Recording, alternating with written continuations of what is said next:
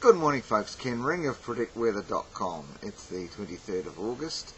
The moon is in Aquarius right now, and as you can see, there's the equator there. So it's moving towards the north. It's not crossed the equator yet. We'll do that later this week. It's still in the southern hemisphere, but it's on its way up to the north.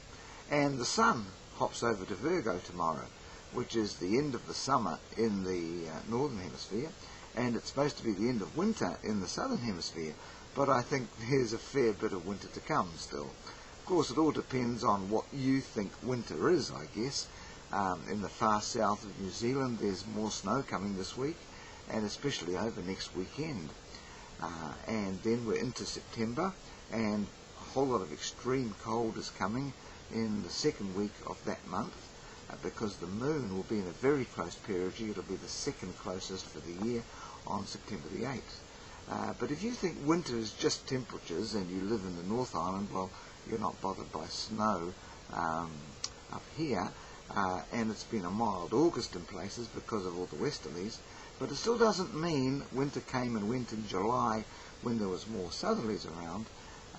So spring either starts on the 1st of September if you go by the months, or tomorrow if you go by the zodiac.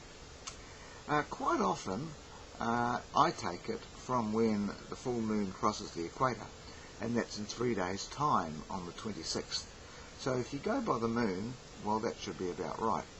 I like to call it winter when the full moon is closest to the southern declination, which was in June of this year, and I like to call it summer when the full moon is closest to the northern declination, which this year will be on December the 21st.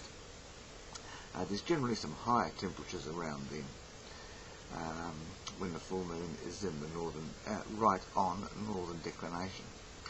Anyway, today is 5 days out from the southern declination, which means it's really on its way north now, but we're still getting cold southerlies, because the moon is still dragging air up from the pole, still bringing snow to the far south, and cold winds can move fast, so they can cover the country in 2 or 3 days.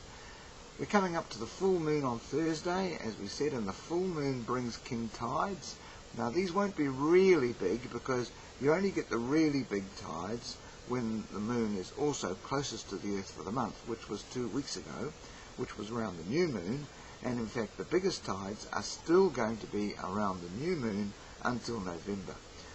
That's all around the world. So the weather around New Zealand is drying a bit over the next few days, but then coming back to a whole lot of rain around Thursday, just after the full moon, or round about the same time, but if so, it'll be in the daytime. And that could bring some flooding to low-lying areas because of the higher tide levels.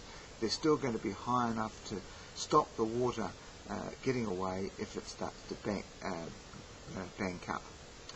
I was going to say back up, but that'd be right as well.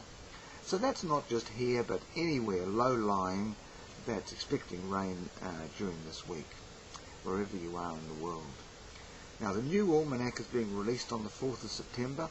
You'll be able to order this online if you're in New Zealand after tomorrow, and it will be mailed out to you. And I'll have some things to tell you about what's coming up next year in YouTube blogs that are coming up.